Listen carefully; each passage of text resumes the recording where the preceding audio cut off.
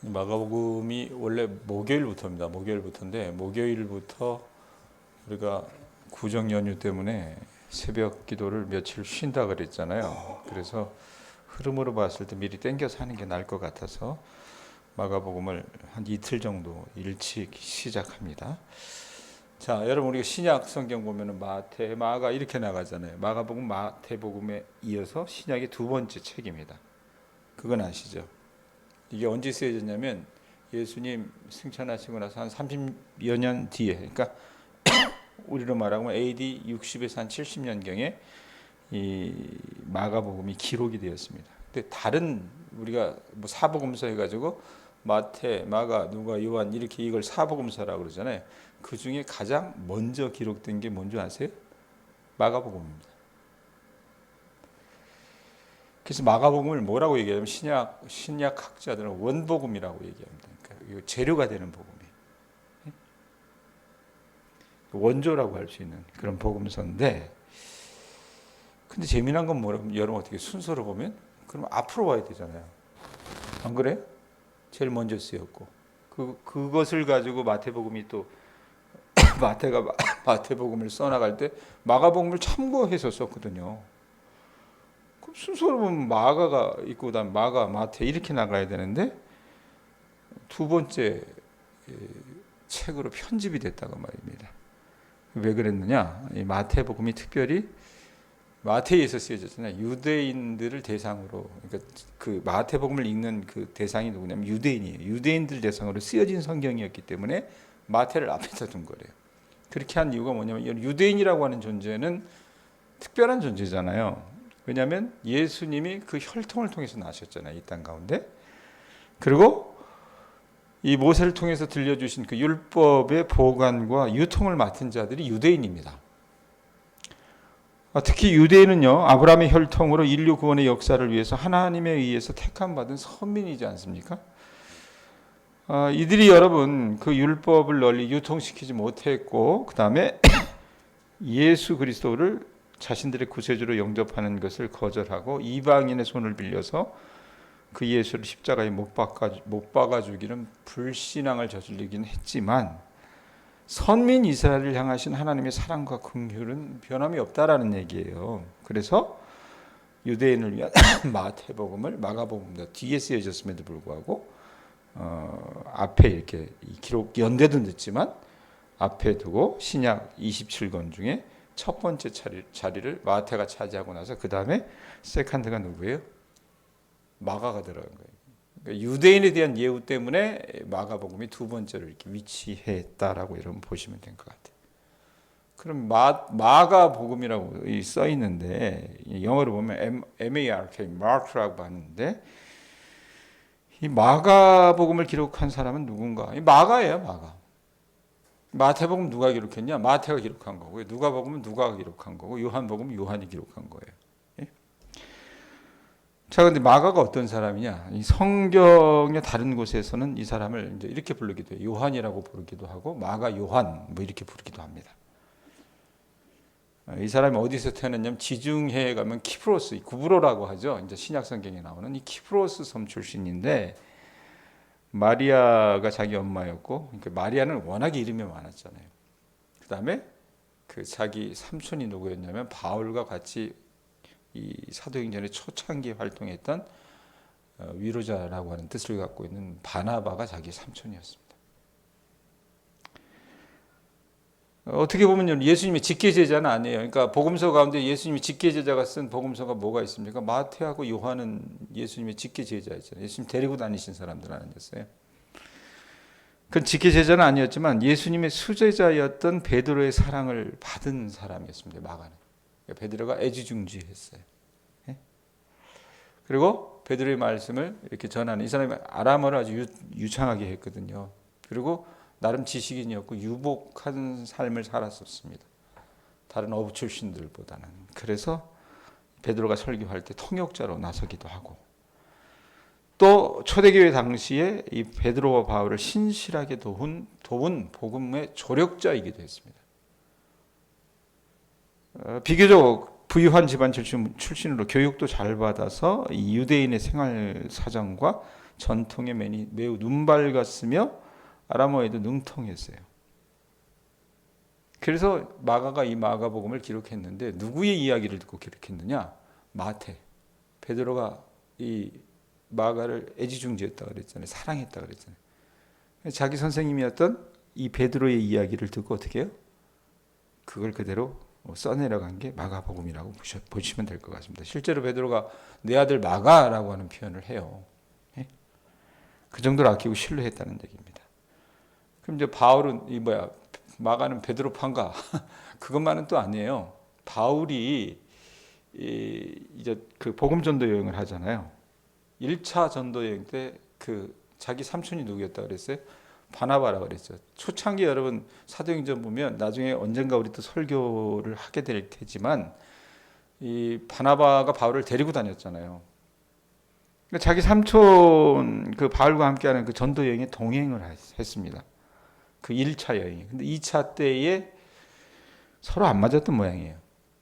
바울의 반대로 동행하지 못했어요. 그것 때문에 나중에 어떻게 됩니까? 바나바와 바울이 싸워요. 야, 사도들도 싸우면 싸우죠. 사람인데 안 싸워요? 싸워가지고 둘이 헤어집니다. 그러니까 어떻게 해요? 자기 때문에 삼촌하고 바울하고 싸웠잖아요. 그러니까 마가도 굉장히 어색해지는 그런 상황이 된 거예요. 근데 여러분, 바울도 사람이긴 했지만 이 사람이 그리스도 안에서 다루어진 사람이었잖아요. 아주 혈기왕성하고 참 못돼 먹은 인간이었잖아요. 사울일 때 여러분 생각을 해보십시오. 예수 믿는 사람들 때려잡아 죽이려고 돌아다니는 인간이었는데, 근데 하나님 그를 다루셔서 바울이 나중에 나이가 점점 들면서 어떻게 합니까? 마가를 받아줍니다. 다시 받아줘요. 그리고 로마 감옥에 갇혀 있을 때에는 바울의 시중을 들기도 했습니다. 그렇게 보면 여러분 마가는 굉장히 어떻게 보면 참 여러 경험을 했던 사람이었던 것 같아요. 이 베드로를 통해서 예수님의 행적에 관해서 자세히 들었고 바울에게서 어떤 그런 행적 속에 담긴 십자가 복음의 의미를 다시 한번 전해 들었기 때문에 어떻게 보면 참 좋은 교육을 받은 그런 형제였다고 보시면 될 것 같습니다. 자, 그런데 여러분 작년인가 제가 그 크리스마스 때 성탄의 의미에 대해서 막 이렇게 설명하면서 마태복음 이렇게 앞에 탁 끌고 나와가지고 설교 한번 한 적이 있었어요. 대림절이라 그래가지고. 마태복음 여러분 처음에 딱 시작할 때 뭘로 시작이 돼요? 예? 족보 이야기로 시작이 되잖아요. 누구는 누구를 낳고 누구는 누구를 낳고 이렇게 쭉 나오잖아요. 마태복음이 그렇게 시작이 되는데 마가복음은 어떻게 시작이 됩니까? 오늘 1절 한번 보세요. 뭐라고 얘기합니까? 하나님의 아들 예수 그리스도의 복음의 시작이라 이렇게 얘기해요. 자, 마태복음은 족보 이야기로 시작합니다. 마가복음은 그런 족보를 생략하고 곧바로 어떻게 해요? 예수 그리스도의 복음의 시작이라. 그러니까 예수님이 어떻게 해요? 공생의 사역의 시작을 그냥 단도직입적으로 딱 얘기하고 글을 써내려가기 시작한다 그 말입니다. 왜 그랬을까? 둘 다 여러분 유대인이에요. 근데 왜 그랬을까? 이 글을 읽는 대상이 좀 다르기 때문에 그러합니다.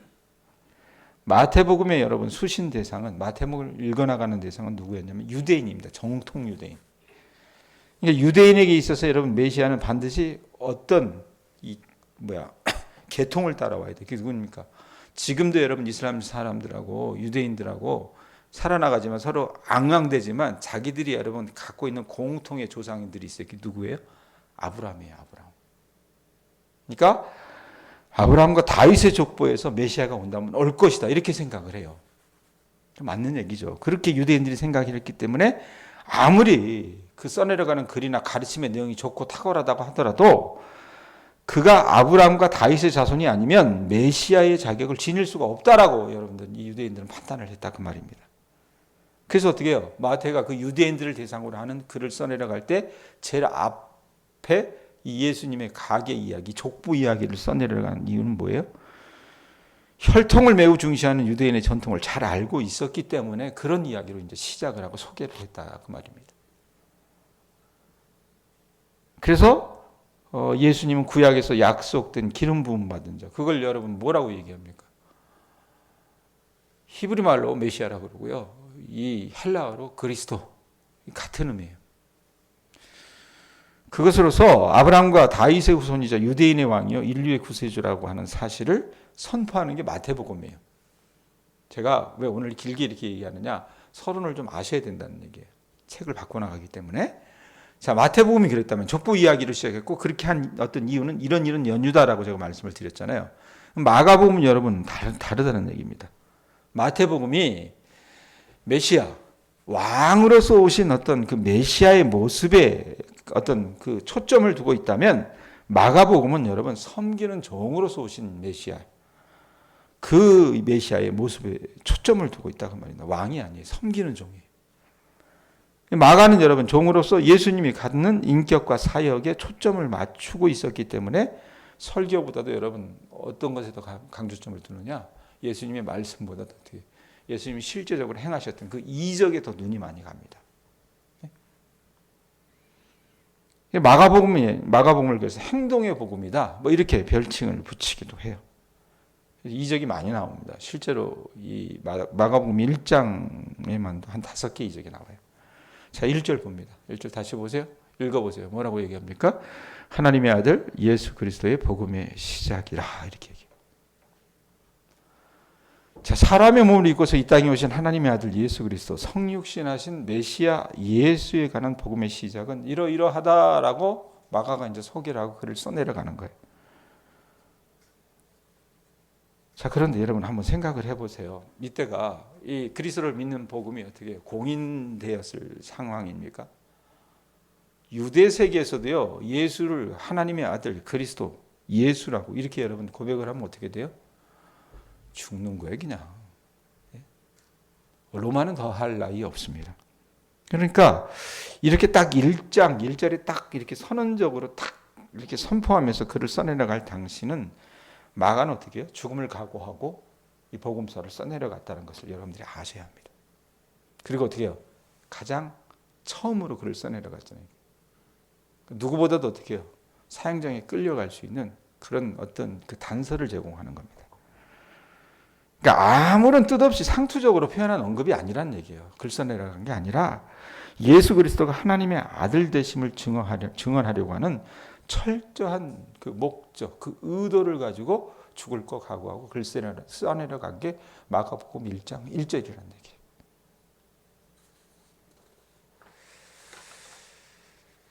자, 그래놓고 뭐라고 얘기해요? 거기 보면 예수 그리스도의 복음의 시작이라, 복음이라고 얘기를 해요.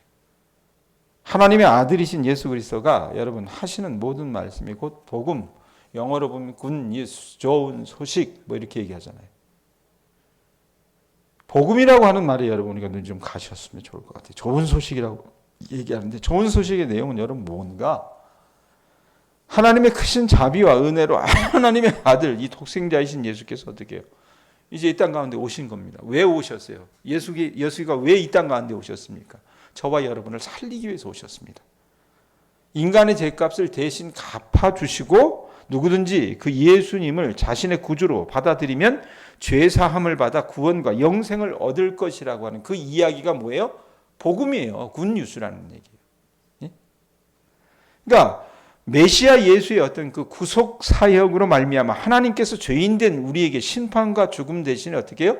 구원과 영생을 약속하신 것이 복음이라는 얘기입니다. 그렇기 때문에 어떻게 그게 좋은 소식이라는 얘기예요. 아셨어요?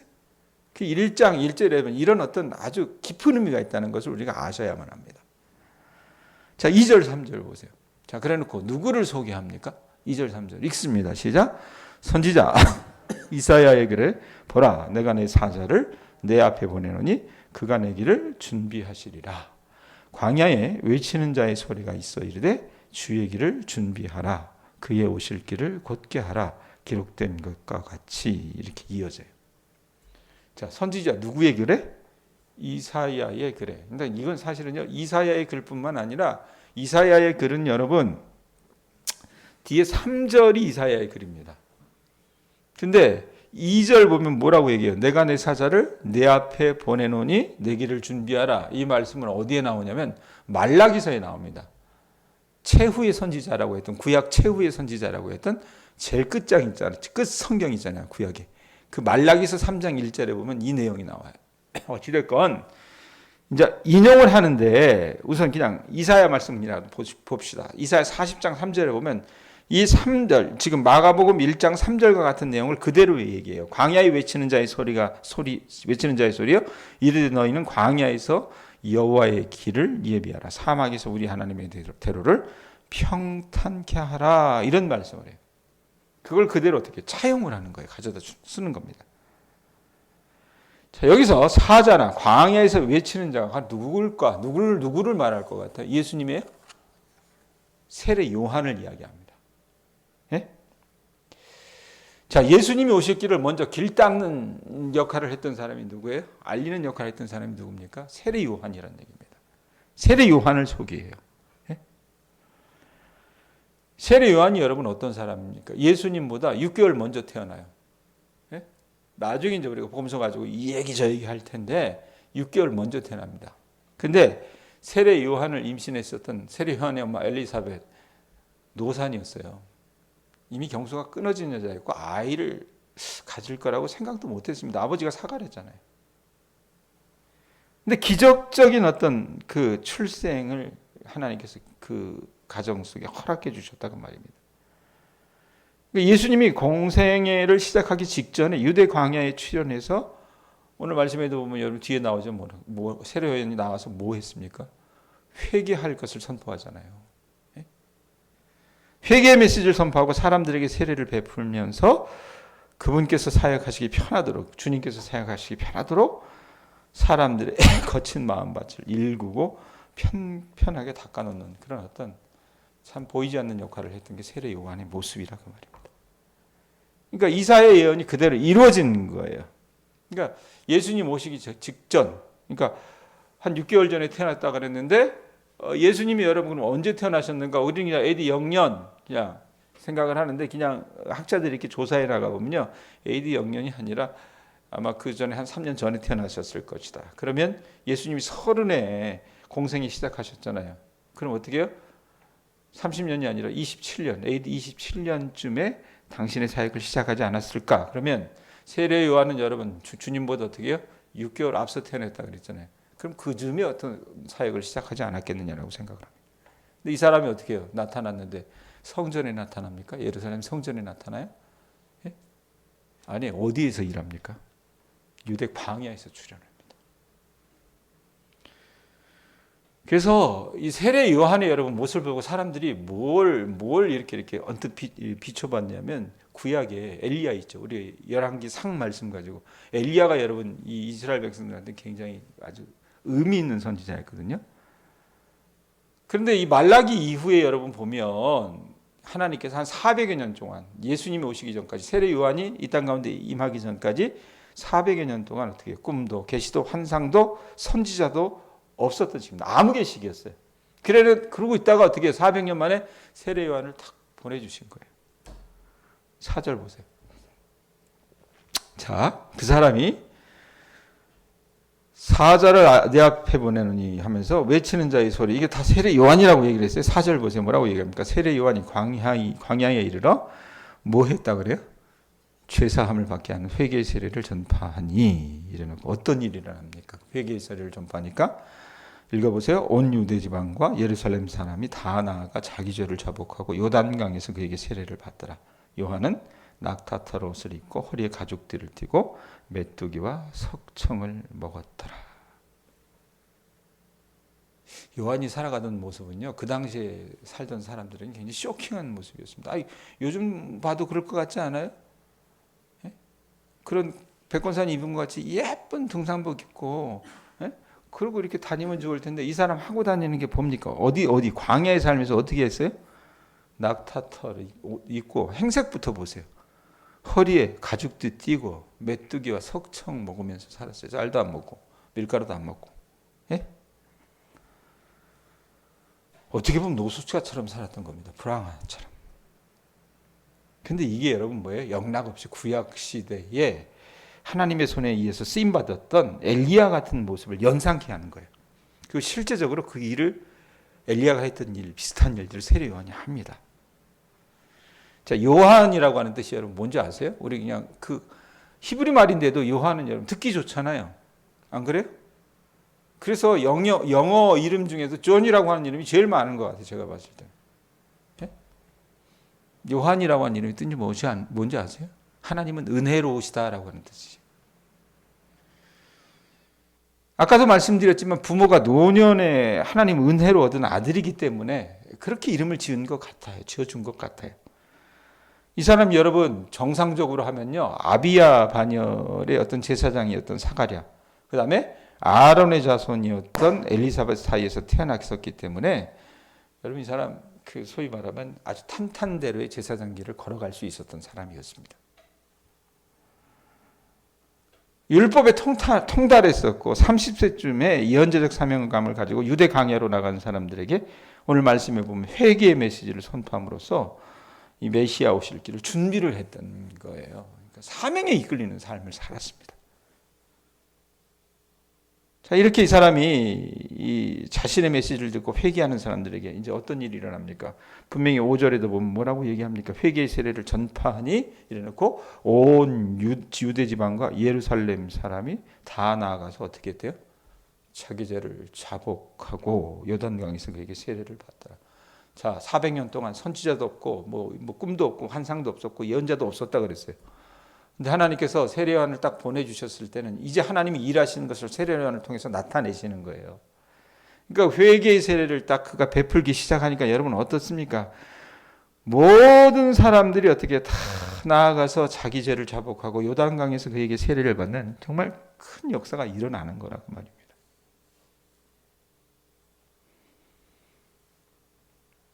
자신의 메시지를 듣고 회개하는 그 사람들에게 이제 세례를 베풀어요.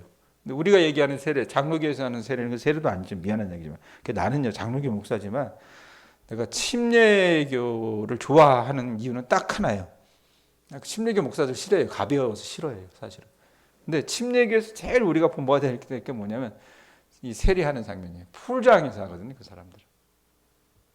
가보면 욕조보다도 더 큰 거 있죠? 이따만한 데다 물을 받아놓고 사람을 어떻게 뒤로 확 제꼈다가, 여러분 한번 생각해 보세요. 멀쩡히 서 있는 사람 갖다가 뒤로 갑자기 확 제껴서 물속에 집어넣는다고 생각을 해보세요. 들어가는 순간 나 죽겠다라는 생각 안 해요? 근데 그렇게 하는 이유가 뭐냐면 그게 여러분 그냥 시연하는 거예요. 어떤 겁니까? 죽을 수밖에 없던 너를 어떻게 해요? 다시 이제 이렇게 세우거든요. 살리셨다라고 하는 의미가. 그게 이제 세례의 본래 의미 침례예요. 그러니까. 장로교 목사 그런 얘기했다가 또 기분 나쁘게 생각하지 말아요. 그러니까 우리 이게 그걸 그냥 약식으로 해서 어떻게 머리에다가 이렇게 물 찌그리고 말잖아요. 그러니까 이게 어떻게 보면 이 예전이라고 하는 것을 꼭 그렇게 생략해야 되는가? 저는 그 문제 의식은 좀 있어요, 사실은. 근데 세례가 이런 의식이었다는 얘기예요. 죽을 수밖에 없던 너를 어떻게 해요? 하나님께서 살려주셨다. 예? 자기 죄를 자복하고 어떻게 해요? 요단강에서 그런 세례를 받는 거예요. 내가 하나님 앞에 정말 큰 죄를 저질렀습니다. 그리고 내가 이제 주님 앞에 용서받고 새롭게 된다는 것을 표현하는 것으로 이런 침례, 세례를 베풀었는데 그걸 누가 했어요? 세례 요한이 했다는 얘기입니다. 자, 그러면 눈이 세례 요한에게 딱 갈 수 있어요. 이 사람 주인공 될 수 있어요. 근데 이 사람 어떻게 합니까? 7절, 8절 보세요. 그가 전파하여 이르되 나보다 능력 많으시니가 내 뒤에 오시나니 나는 굽혀 그의 신발끈을 풀기도 감당하지 못하겠노라. 나는 너희에게 물로 세례를 베풀었거니와 그는 너희에게 성령으로 세례를 베푸시니라. 제가 아까 세례 요한이 사명에 이끌려서 한 사람이라 그랬잖아요. 자기 사명대로 그냥 자기는 어떻게 드러나는 삶이 아니라 예수님을 소개하고 그 백성을 주님 앞으로 이끌 수 있게끔 마음의 밭을 어떻게 정리하고 개간하고 살았어요. 자, 시간 길게 얘기할 수 없어요. 말씀 정리합니다, 여러분. 복음서는 그 주인공이 예수 그리스도입니다. 마가복음도 그러합니다. 또 원복음이라고 하는 이 마가복음도 하나님의 아들 예수 그리스도의 복음에 관한 이야기로 특별히 1절이 시작을 하고 있잖아요. 그러니까 응당 예수에 관한 이야기로 적용점을 갖는 것이 정상이어야 하겠으나 오늘은 예수님의 오심을 준비하는 조연으로서 마가복음을 기록한 이 마가라고 하는 사람, 그 다음에 주님의 길을 예비한 세례 요한에 대한 이야기로 말씀을 정리했으면 합니다. 여러분 어떻게 보면 마가와 요한은요, 우리 눈에는 별로 이렇게 탐탁치 않은, 눈에 띄지 않는 그냥 그런 이렇게 눈에 띄지 않는 삶을 살아간 그런 사람일 수 있습니다. 복음서에도 여러분 마가복음이 제일 작아요. 작다 그 말입니다. 원복음이라고 하는 마가복음을 여러분 기록했음에도 불구하고 마가가 여러분 소시적 자기 연약함이 있었어요. 뭔가 바울을 탐탁하게 만들지 않았던 그런 일들이 있었기 때문에 바울이 바나바, 그 자기 소위 말하면 그냥 스승이라고 할 수 있는 바나바하고도 결별할 수밖에 없는 그런 연약함이 있었어요. 이 마가가 소시적에는. 그러나 그게 꼭 그 마가의 연약함인가? 바울 사도의 여러분 연약함도 있었다는 얘기입니다. 한동안 여러분 마가는 어떻게 해요? 신앙인의 무리에서도 소외된 존재로 왕따로 살아야 했을 것이 분명합니다. 또 마가의 기록을 보면요, 자기를 드러내는 글이 없어요. 물론 주님에 관한 이야기지만 마태도 그렇고요, 누가도 그렇고 요한도 그렇고요, 다 거기에 보면요 자기를 드러내는 어떤 글들이 있습니다. 마태는 예수님이 제자였으니까 자기가 하나님의 주님에 의해서 부름 받았을 때 그때 상황을 기억해요. 누가는 어떻습니까? 아예 그냥 대놓고 써요. 데오빌로요 이러면서 자기가 왜 이 글을 썼는지 그걸 다 얘기하거든요. 그런데 마가는 그런 얘기하지 않는다는 얘기입니다. 세례 요한은 여러분 말에 무엇하겠습니까? 정상적인 여러분 길을 따라갔다면 제사장, 잘 나가는 그 제사장의 길, 탄탄대로를 그가 걸어 나갔을 텐데, 그가 적통의 어떤 피를 물려받았었고 좋은 교육을 받았었고 모범이 될 만한 사가랴와 엘리사벳 같은 부모님의 그 교육, 그 역경 속에서 자랐기 때문에 종교적 엘리트로서의 삶을 보장받았을 것이 분명합니다. 자, 그런데 그럼에도 불구하고 어떻게 해요? 자기 앞에 놓여진 그 대로 넓은 길을 마다하고 어떻게 자기의 사명을 쫓아 세례 요한은 광야로 갔다는 얘기입니다. 그리고 그곳에서 주님을 예비하는 자로서의 삶을 살아갔습니다. 여러분 어떻게 보면 이 마가 요한이나 세례 요한이나 요즘 식대로 보면 참 별난 모습을 우리가 볼 수 있을 거라고 생각합니다. 그러나 이렇게 좁은 길로 걸어가는 것이 이 걸어가는 사명자들이 있었기 때문에 우리 예수님의 오심이 더 빛날 수 있지 않았을까라는 생각을 해요. 사랑하는 교우들이요, 마찬가지로 저와 여러분들의 신앙도 이렇게 됐으면 좋겠습니다. 꼭 내가 신앙생활 하면서, 그러니까 교회 여러분 이렇게 보면 사람들의 집단이기 때문에 교회 안에 보면 다 자기가 드러내기를 바래요. 뭔 일을 맡으면 어떻게 해요? 자기 목소리가 좀 이렇게 전달되기를 바래요. 남들에게 인정을 받고 남들에게 칭송을 받고 드러나는 삶을 사는 것이 신앙생활이 아니겠느냐? 교회도 사람들이 집단인데 이렇게 얘기하는데, 여러분 마가복음 딱 시작할 때 이 마가의 모습, 이 세례 요한의 모습을 보시면서 저나 여러분이나 정말 우리가 주연 되시는 그 주님의 모습을 어떻게 드러내기 위해서 묵묵히 남들에게 인정받지 못하는 삶이라 하더라도 그 길을 걸어 나가실 수 있는 주님의 자녀들 되셨으면 좋겠습니다. 나를 통해서 주님이 드러나는 그런 삶을 살아나갈 수 있도록 오늘 하루도 여러분들이 좀 생각해 보시고 기도하시는 주의 자녀들 되시기를 예수님 이름으로 축원드립니다. 기도하겠습니다.